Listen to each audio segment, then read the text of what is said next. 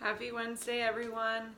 So, I'm back here to talk about our third resistance, way of resisting, whatever you want to call it. And this week is denial. So, the way I define denial is that you have what I call pings. So, pings are like little ideas, little nudges that come in the form of like a gut feeling or maybe a thought, like for example, you have a little gut feeling that, oh, I really like drawing. Maybe I should try to do something with that. And then you don't normally do anything with that ping. It's just like, okay, whatever, you move on, you forget about it. So it's little feelings, like throughout your life or whatever you're doing. Maybe at one point it's like, you're at the park with your kids and you notice another mom who's like working out while her kids are playing, and then you have a ping to your, like that starts a ping, if you will, that's like, oh, maybe I should start working out again, or maybe I should go for a run. I miss doing that, you know, and then you kind of move on, forget about it. So this is my definition, is that you are in denial because you get pings and then you ignore them. And whether it's conscious or unconscious, because I think a lot of times we don't really notice or pay attention to our pings at all, so you might not even realize you're having them and that you're automatically just shoving them down and away. So this is my definition of denial. So this week I'm going to tell you about how to get past this whole denial thing, right? So this is going to require you to dig deep, okay? Because since denial is so, it's not like outright something you can just notice and change per se. You have to dig in to what are your beliefs that are causing you to automatically write off all these pings, okay? So you might have pings that are like, oh, I need to remember to make the appointment for the dog to go to get its shots, okay? That's a ping that you'll probably follow, but you're not looking at it as a ping, and it's something that you do end up doing, like you do it because it's something that really needs to be done. That's not what I'm talking about. I'm talking about bigger things that you have been taught since you were a kid that you can't do, so it's an automatic like write-off once you get the ping. So for me, I started working as an engineer when I graduated from college, and looking back, I can see all the pings that I ignored. Like so many pings that were just like, I hate my schoolwork, I hate doing the labs, I hated all my co-ops, which were like extra long internships. I hated all of them. I hated everything about my school curriculum, okay? Like I loved the friends that I was around. I loved a lot of the extracurricular stuff that I did, but I hated what I was actually learning about. And I just kept going. I just kept going and going. And I was like, nope, this is what I'm doing. Like, this is what I'm supposed to do. I'm going to be an engineer. I'm going to make money. This is the only way for me to be successful. And I ignored that for so long. I got a job out of college working as an engineer, and for the first 2 years, I still had those pings where I was miserable at my job, and I was just saying to myself, no, it's just because whatever I'm doing at work right now, but this project is going to be over soon, and a different one will be better, or I'm going to be doing something different in a different department, and that'll be better. And I kept shoving away these pings that were giving me the signs that I was not on the right path. I kept ignoring that. So those are the pings I'm talking about. And I know that you've probably had those too. And looking back, I'm like, it was so obvious. But until I started to allow those pings to have weight, once I started to allow those pings to actually have me make change and analyzing what could actually happen if I said yes, right? Like, what could my life look like if I said yes? So what I want you to do here is to start by sitting down with your journal or sitting down to meditate and I want you to ask your mind and take a moment to like breathe deeply. Ask your mind, where in my childhood did I learn a core belief that is affecting my ability to make change now? So this might be, for me, I'll use an example. One of my core beliefs is that I am average, okay? My parents, my dad specifically, told me this many times as a child, and I know he didn't mean it in a bad way. He was trying to show me reality and tell me like how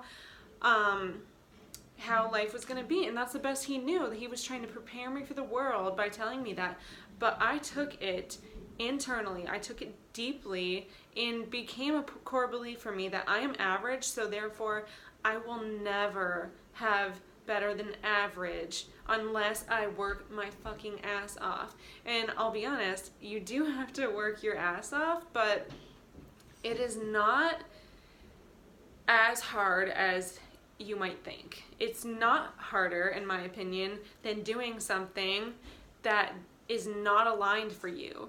Okay, so what you're gonna do is sit down, get your journal out, or meditate, and whatever feels better to you, and ask yourself to come up with your core beliefs. Come up with memories. What were things that were told to you by the people who raised you, whether that was your parents or your grandparents or whoever? What sticks with you that stops you from doing something that you actually want to do? Okay? Where are those memories? What are those memories? What did they say? What are those core beliefs, and how are they affecting your life right now? How have they gotten you to where you are? Okay? So I want you to take the time to do that, right?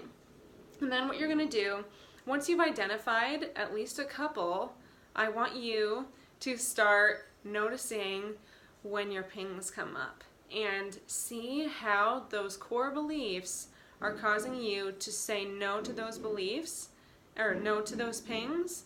And that's when you are going to start saying yes to your pings. And that's the key to start noticing your pings more. You need to start saying yes to them. So you have that little ping that says, oh, I really miss when I used to go to the gym. I used to feel so good, blah, blah, but now I have kids and I just don't find that I don't have the time, or I'm too tired by the time the kids wake up, or I'm too tired by the time they go to bed, whatever. That's a ping you're ignoring. Maybe that's a story for you. You don't have time, or you can't make the time, or you can't ask people for help. That's a big one. Maybe you have a story that says you can't ask for help because you're showing a sign of weakness. But the truth is, asking for help is actually showing you are in your power because you are confident enough to ask for help so that you can go for a run every morning.